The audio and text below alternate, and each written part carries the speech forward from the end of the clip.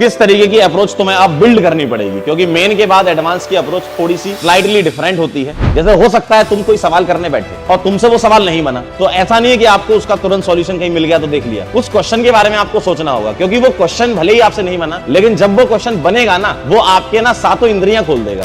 ये समय आ गया है, अब अच्छा खासा समय है। ऐसा नहीं कि बहुत कम टाइम है, बढ़िया टाइम है आपके पास। आराम से एक एक चीज बहुत बढ़िया तरीके से पढ़ सकते हो, इन डेप्थ पढ़ सकते हो। कितना समय है आपके पास, पढ़ना आपको पड़ेगा, एनर्जी कम नहीं करनी है अभी। तो जैसा कि हमने आपसे वादा किया था, वापस लौट कर आएंगे और लौट कर हम आए हैं। ठीक है, चलिए भाई। तो देखिए दो तरीके की अब चीजें यहां से बटने वाली हैं। पहली चीज जो है वो ये है कि जिनका जनवरी अटेम्प्ट अच्छा नहीं गया है, ठीक है, और उनको तैयारी करनी है अप्रैल अटेम्प्ट के लिए, तो वो बहुत अच्छे तरीके से जितने भी लेक्चर आपको कराए गए हैं, जेएमपीएस सीरीज वगैरह कराई गई है, रिमेनिंग रिएक्शंस आपको कराई गई हैं, ठीक है, और पीछे की जो भी ऑर्गेनिक है, रिएक्शन मैकेनिज्म वगैरह है, आप उनको पढ़िए, क्योंकि वो सफिशिएंट है आपका, मोर देन सफिशिएंट है आपका, है ना। तो उसको आप पढ़िए और क्वेश्चन की प्रैक्टिस करिए। ढेर सारे सवाल कराए गए हैं, खूब सारी डीपीपीज आपको मिली हैं, मतलब इतना सफिशिएंट है कि भाई उससे आगे कुछ करनी नहीं, आपको बस उतना ही करना है ना। लेकिन मैंने आपसे बोला था कि जेई मेन में कुछ रिएक्शंस नहीं है जो सिर्फ जेई एडवांस में है, तो उन रिएक्शंस को हम आने वाले लेक्चर्स में हम पढ़ेंगे। आज आपको वही प्लान में बताने जा रहा हूं, है ना, किस तरीके से आपको यहां से अपना डायरेक्शन चेंज करना पड़ेगा थोड़ा सा।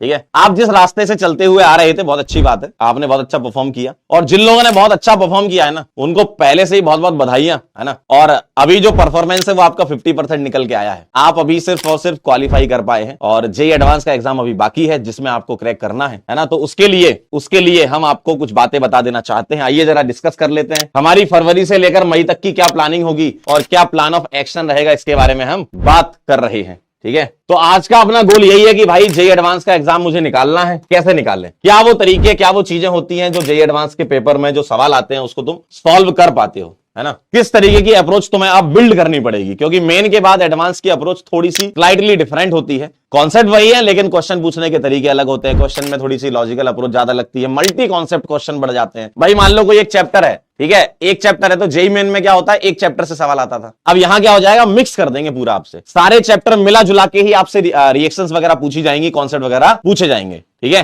तो क्या कहानी होनी चाहिए, सबसे पहली बात, कैसे आप जेई को क्रैक करोगे। अब इस समय देखो होता क्या है ना, जब हम पढ़ रहे होते हैं ना, जिन लोगों का बहुत अच्छा पेपर गया उन लोगों ने बहुत सवाल लगा लिए, है ना। उन्होंने पीवाईक्यूज भी बहुत सारे ढेर सारे लगा लिए थे जेई मेन के, उन्होंने क्लास की प्रैक्टिस भी कर ली, डीपीपीस भी कर ली, है ना। हो सकता है किसी ने कोई बुक करी हो तो वो भी कर ली। तर अब क्या करें, इसके लिए अब आपको देखो यहां से थोड़ा प्लान चेंज होगा, क्योंकि काफी सारे क्वेश्चंस के आंसर ना आपको अब याद हो चुके होते हैं इस समय तक। मैं आपको सही बताऊं, काफी सारे क्वेश्चन के आंसर ना इस समय तक आपको याद हो चुके होते हैं। आप खुद याद करो, कुछ सवाल सोचो आप, हो सकता है आपको उसका आंसर याद हो, है ना। तो अब उसको दोबारा करने से कोई मतलब नहीं, क्योंकि तुमको पहले से ही पता है कि इसका आंसर क्या है। तो इसलिए अब आपको थोड़ा सा अपना प्लान चेंज करना जरूरी है। तो प्लान चेंज करने में क्या करना है, सबसे पहले अच्छे क्वेश्चंस की आपको प्रैक्टिस करनी है। इसमें आपको थोड़ा सा दिमाग लगाना है, मल्टी कॉन्सेप्ट क्वेश्चन में मल्टी कॉन्सेप्ट क्वेश्चंस लगाने पड़ेंगे। मतलब आपको ऐसा कुछ करना पड़ेगा कि जिसमें एक से ज्यादा कॉन्सेप्ट इन्वॉल्व हो रहे हो, एक से ज्यादा चैप्टर इन्वॉल्व हो रहे हो। जैसे जेई की बात करें, खासकर ऑर्गेनिक केमिस्ट्री की बात करें, तो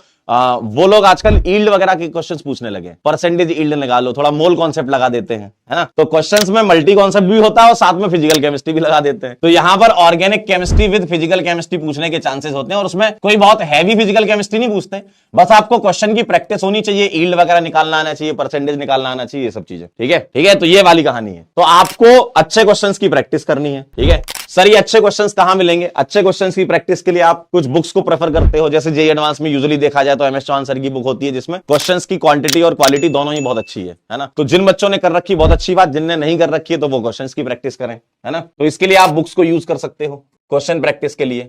और जब मैं सेशंस लूंगा तो मैं आपको कुछ प्रैक्टिस शीट दूंगा, मल्टी कॉन्सेप्ट वाले क्वेश्चंस निकाल के आपके लिए मैं एक शीट बनाऊंगा। तो जितने सेशंस अपने होंगे उतनी आपको प्रैक्टिस शीट मिलती जाएंगी, जिसमें मल्टी कॉन्सेप्ट क्वेश्चन होंगे। हो सकता है क्वेश्चन का नंबर भले ही कम हो, लेकिन क्वालिटी क्वेश्चन और मल्टी कॉन्सेप्ट क्वेश्चन की प्रैक्टिस शीट आपको मिलेगी। ठीक है, जिससे आप प्रैक्टिस कर पाओगे। देखो अब सारा खेल प्रैक्टिस का है ना, और उन चीजों का है जो आपके चैप्टर्स नहीं हुए हैं, वो वाले चैप्टर्स भी, जैसे कुछ चैप्टर जेई मेन में नहीं थे, एडवांस में है, तो वो चैप्टर भी मुझे आपको करवाने हैं, है ना। और कुछ रिएक्शंस ऐसी हैं जो जेई मेन में नहीं थी, एडवांस में है, तो वो वाली रिएक्शन भी मैं करवाऊंगा। मैं तो देखो अपनी तरफ से जो आपके लिए बचा हुआ पोर्शन है वो तो मुझे करानी है, ये तो मेरी जिम्मेदारी भी है ना। दूसरा पॉइंट ये है कि डेली रिवाइज करना है आपको। आप जो भी पढ़ रहे हो डेली जितने भी क्वेश्चंस आप कर रहे हो उसके बारे में सोचना है, थोड़ा सा अपना थॉट प्रोसेस डेवलप करना है। जैसे हो सकता है तुम कोई सवाल करने बैठे और तुमसे वो सवाल नहीं बना, तो ऐसा नहीं है कि आपको उसका तुरंत सॉल्यूशन कहीं मिल गया तो देख लिया। उस क्वेश्चन के बारे में आपको सोचना होगा, क्योंकि वो क्वेश्चन भले ही आपसे नहीं बना, लेकिन जब वो क्वेश्चन बनेगा ना, वो आपके ना सातों इंद्रियां खोल देगा, है ना। ऐसे क्वेश्चन होंगे जेईई के कि वो आपकी सातों इंद्रियां खोल देगा कि भाई इस डायरेक्शन में भी सोचना चाहिए था, इस डायरेक्शन में भी सोचना चाहिए था। तो यहां पर आपको ना अब नंबर ऑफ क्वेश्चंस को कम करके क्वालिटी ऑफ क्वेश्चन बढ़ाने होंगे, और मल्टी कॉन्सेप्ट की वजह से आप सीख जाओगे सारे कॉन्सेप्ट, उससे रिलेटेड जो भी होंगे। तो आपको रिवाइज करना है डेली,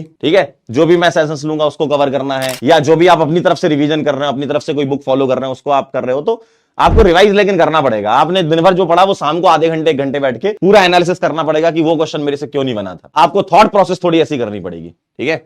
और जेईई एडवांस के प्रीवियस ईयर पेपर्स, ठीक है, पीवाईपी मतलब प्रीवियस ईयर पेपर देना है, क्वेश्चन नहीं लगाने, प्रीवियस ईयर पेपर देना है। जैसे 2006 2007 से अगर आप पेपर उठाना चालू कर दें तो 2-2 पेपर आपके पास है, ठीक है। तो आप अपना एक स्लॉट बना लें, ठीक है। जैसे मान लो वीकली आपने स्लॉट बना लिया कि वीक में एक बार मैं 2006 का पेपर 1 अटेम्प्ट करूंगा या करूंगी, ठीक है। आप अपने उसी में रफ कॉपी में सॉल्व करके, मतलब उसको आपको समय के हिसाब से करना पड़ेगा। ऐसा नहीं कि आप 10 घंटे तक एक ही पेपर लेके बैठ गए, टाइमर लगाना है आपको बिल्कुल। जो जेईई का टाइमर होता है, जेईई का एग्जाम का टाइम होता है, उसी टाइम पर, है ना, वही करना है आपको। आप कोई भी स्लॉट चूज कर लो, मॉर्निंग वाला, इवनिंग वाला, लेकिन दोनों स्लॉट में प्रैक्टिस करते रहो ताकि आपकी बायोलॉजिकल क्लॉक भी सेट हो जाए। तो आपने 2006 का पेपर 1 उठा लिया, कभी आपने 2007 का उठा लिया, 2013 का उठा लिया, 14 का उठा लिया, 16 का उठा लिया, पेपर 1 पेपर 2, खूब सारे पेपर आपको मिल जाएंगे, मतलब 20-25 पेपर मिलेंगे। और ये आपको पेपर के फॉर्म में देना है, ऐसा नहीं कि आप क्वेश्चन की प्रैक्टिस कर रहे हो। आपको क्वेश्चन नहीं उठाने, चैप्टर वाइज नहीं चलना अब आपको। अब आप ये समझ लो कि आपने सारा पढ़ लिया है, भले आपको कुछ उसमें से थोड़ी बहुत चीजें ना आती हो, लेकिन आप ये मान के चलोगे कि मुझे पेपर देना है, इसमें से जो नहीं आएगा वो मुझे सीखना है, ठीक है।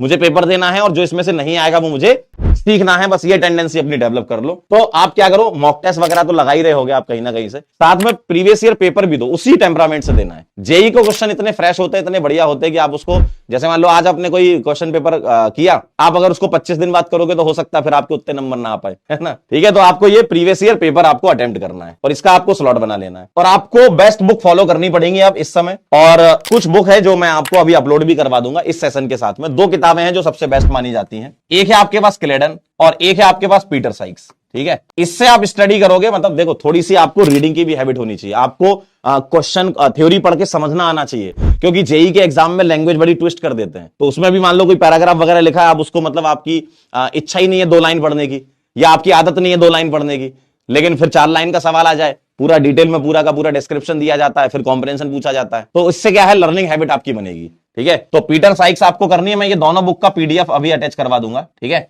लेकिन अब ये बुक तो होती है भाई साहब अपर लेवल की, ये बुक तो होती है अपर लेवल की, पीएचडी वीएचडी लेवल की किताबें हैं ये। लेकिन हमें कौन सा पढ़ना है इसमें से, जो आपके काम का है, आपके सिलेबस के काम का है, ठीक है, वो आपको यहां पर पढ़ना है। क्लेडन और पीटर साइक्स ये 2 किताबें हैं, जैसे इलेक्ट्रोफिलिक एडिशन रिएक्शन वगैरह है, क्लेडन में बहुत बेहतरीन दे रखी है, electrophilic substitution reaction Peter Sikes में बहुत बेहतरीन दे रखी है। तो इन किताबों से आप जब ये रिएक्शंस वगैरह पढ़ोगे तो थोड़ा सा एनालिसिस आपका बढ़ेगा, आप थ्योरी के पैराग्राफ पढ़ना सीख जाओगे। तो ये हैबिट आपको डेवलप करनी पड़ेगी, तभी आपसे बड़े बड़े सवाल वहां पढ़ पाओगे। वरना कई लोग तो इसी चक्कर में गलत कर देते सवाल कि सर इतना बड़ा पैराग्राफ आया था हम पढ़ ही नहीं पाए, तो वो सब कंप्लेन आपकी दूर हो जाएंगी, ठीक है। तो ये किताबों में से क्या क्या पढ़ना है वो मैं आपको बताऊंगा, टाइप ऑफ रिएक्शन जो अपने सिलेबस की है। आप हो सकता है सेग्रीगेट ना कर पाओ, मैं सेग्रीगेट करके आपको दे दूंगा कि ये इलेक्ट्रोफिलिक एडिशन रिएक्शन इनमें से देखना है, ये रीड करना है, ये इलेक्ट्रोफिलिक सब्स्टिट्यूशन रिएक्शन रीड करनी है, ये एलिमिनेशन रिएक्शन रीड करनी है। तो ये टाइप ऑफ रिएक्शन वाली बहुत बढ़िया। और मैं आपको बता रहा हूं, क्लेडन में से 2-3 बार सवाल सीधे जेईई एडवांस में आया है, क्लेडन में से 2-3 बार सवाल सीधे जेईई एडवांस में आया। मैं एक सवाल का एग्जांपल आपके सामने लेता हूं, हो सकता है आपने किया हो। इस तरीके का एक सवाल था, मतलब पहले फ्रीडल क्राफ्ट असाइलेशन करानी थी, फिर क्लेमेंसन वगैरह करा के यहां पर सी डबल बॉन्ड सीएल था, फिर इसने यहां रिंग बनाई थी, ठीक है। आपने किया होगा ये सवाल, जो बच्चे जेईई मेन क्वालिफाई कर चुके, ये बन चुका था और इसके बाद इसकी क्लेमेंसन करा दी थी तो ये रिडक्शन कर लेता था, ये आ गया था। अब हो सकता है इसके बाद आगे दे दें कि अल्कलाइन KMnO4 KOH के साथ डाइकार्बोक्सिलिक एसिड बना दें, फिर अमोनिया के साथ स्ट्रॉन्ग हीटिंग करा दें, थैलीमाइड बना लें, और फिर गैब्रियल थैलेमाइड में ले जाएं, फिर अमीनो एसिड में ले जाएं। बात समझ में आ रही है आपको? तो ये खेल सकते हैं आपसे। तो ये सवाल आ चुके हैं, इस बुक से आए हैं, 2-3 बार सवाल आ चुके हैं डायरेक्ट। और अगर आप ये पढ़ोगे तो ऑब्वियसली, चलो अगर डायरेक्ट भी सवाल नहीं आएगा तो कॉन्सेप्ट तो आएगा ना, आउट ऑफ सिलेबस थोड़ी जाएंगे जेईई वाले, जो सिलेबस उन्होंने दिया उसी में से तो आएगा। तो वो रिएक्शन आपको इसमें से रीड करनी होंगी। तो ये कहानी है, इस तरीके से आप चलोगे, थोड़ी सी एबिलिटी बनेगी आपकी। आप ये जेईई मेन के टाइम पे नहीं कर पाते थे, इसलिए मैंने उस समय बताया भी नहीं था आपको। ये समय आ गया है, अब अच्छा खासा समय है, ऐसा नहीं कि बहुत कम टाइम है, बढ़िया टाइम है आपके पास। आराम से एक एक चीज बहुत बढ़िया तरीके से पढ़ सकते हो, इन डेप्थ पढ़ सकते हो, इतना समय है आपके पास। पढ़ना आपको पड़ेगा, एनर्जी कम नहीं करनी। अभी जो एनर्जी से आप चले हुए आ रहे थे, जिनका अच्छा पेपर गया, अब हो सकता है उनकी एनर्जी थोड़ी बढ़ गई हो, है ना, क्योंकि पेपर अच्छा जाता है, खुशी महसूस होती है। जिनका अच्छा नहीं गया बेटा, वो तो जो आपको पहले बताया था वही करना है ना, ये सब आपको नहीं करना है। आप अपने अटेम्प्ट पर फोकस करें और जो आपको पढ़ाया गया है उतना पढ़ ले, उसी में से पेपर आ रहा है। ठीक है, क्लियर है एकदम। तो ये वाली जो चीजें है ना, ये किताबों से क्या क्या रीड करना है वो अपन आपको बताएंगे। ठीक है, बहुत ज्यादा समय नहीं लेंगे आपका। Thank you so much. तो ये मैं प्लान बताने आया था कि मैंने क्या सोचा है आपके लिए, और बेस्ट पॉसिबल जो हो सकता है वो किया जा रहा है। तो ये है अपना ऑर्गेनिक केमिस्ट्री का पूरा प्लान। तैयार रहना। देखो होता क्या है कि इस समय आपके पास पता क्या होगा, आपको ना अभी समझ नहीं आएगा कि मुझे करना क्या है, और ऐसा यूजुअली होता है। हम लोग भी जब पढ़ते थे उस टाइम पे, तब भी ऐसे लगता था कि यार क्या करें क्या ना करें, मतलब काफी कंफ्यूजन सी स्टेट होती है। और आप अगर 2 4 5 अपने जैसे लोगों के साथ मिल लो तो आपको लगता है कि भाई अब तो जीवन में कुछ बचा नहीं है, छोड़ो कहाँ जेई वही करेंगे यार, अब तो अपन चलते हैं किसी कॉलेज में एडमिशन ले लेते हैं, वहीं करेंगे अब जो करेंगे। भाई अगर आप यहां तक पहुंचे हो ना, तो यार थोड़ा फाइट और मार दो। भाई आपने 100% में से 60-70% तक तुम पहुंच गए, अब 100% चाहिए तो 30% वाली मेहनत करनी पड़ेगी आपको, 30% और अचीव करना पड़ेगा। तो आपको लगता है ऐसा कि यार क्या करें क्या ना करें, आपको मैंने प्लान बता दिया। ठीक है, और अब आपके ऊपर डिपेंड करता है। देखो मिलते हैं फिर, तब तक के लिए ओके बाय।